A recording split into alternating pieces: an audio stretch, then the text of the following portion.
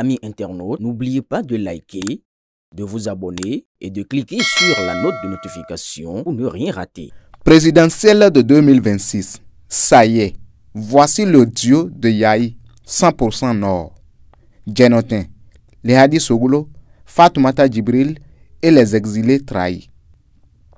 Je cite, « C'est moi qui ai remis le pouvoir à Talon et je serai là, comme Olivier Bokor à l'époque, pour le voir le remettre à mon homme. » Fin de citation. C'est par cette analyse qui fait office de vœu que le laborantin Boni Yahi a commencé sa combinaison bien loin des autres cadres du parti. Il estime que les ressortissants de la partie méridionale de notre pays n'ont pas suffisamment de scrupules. Ils le soutiennent par ailleurs et partout que c'est lorsque le pouvoir est confié à un fils du septentrion qu'ils mangent bien, qu'ils peuvent s'enrichir.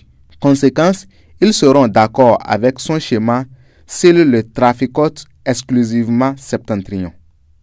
Mais le président Boni Yahi se trompe bougrement. Il oublie que la partie méridionale de notre pays est, en termes de voix, ce qu'on appelle le grenier électoral du Bénin. L'échec de Zinsou était dû à la malchance qu'il avait à être face à un génie des surfaces électorales, Patrice Talon. Parlant de Nouroudine Saka Saleh, Yahi lui reproche son arrogance et sa suffisance de mesurer. Il le reproche d'avoir fait vilaine mine quand lui-même lui demandait d'aller s'imposer dans le nord où son défunt papa avait fait mouche. Et c'est parce qu'il a voulu les jouer en beau parleur qu'il avait, à l'époque, annoncé lui-même qu'il est candidat à Cotonou dans la 15e circonscription électorale.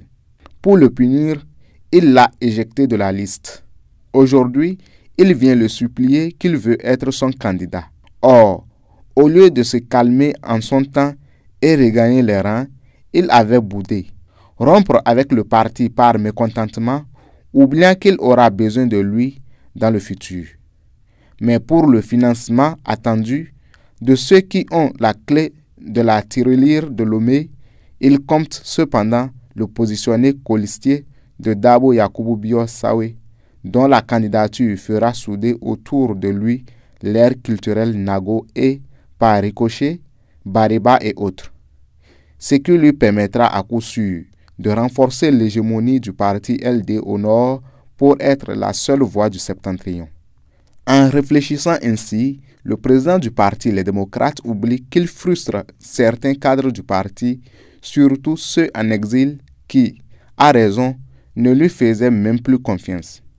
Ils seront nombreux sans doute à dire leur mécontentement dans les jours à venir. Se sentant multipliés par zéro, ils auront raison devant le peuple pour dire leur ras-le-bol. Même le président Sébastien Ajavon, principal poumon financier du parti, a été jeté sur le carreau. Yahi le juge trop gonflé pour lui exiger un candidat de la partie méridionale du pays. Mais il faut ajouter qu'au niveau du colistier, tout peut encore changer. Le nom du LD, Adam Soulé, est dans la tête de Yahi, au cas où Lomé va tarder à se manifester. Dans la réalité, le président Yahi ne compte pas publier ces noms dans l'immédiat.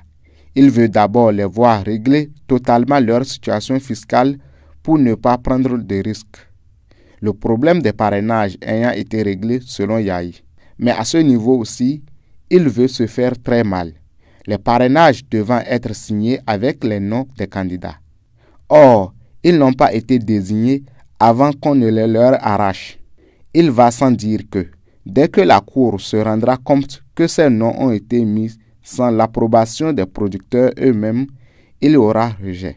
Car, dans les jours à venir, cette mine de victoire qu'affiche Yahi devra subir l'état d'âme des mêmes quand ils verront que les choix qu'ils attendaient ont été mangés sur l'autel du sectarisme régionaliste de Yahi.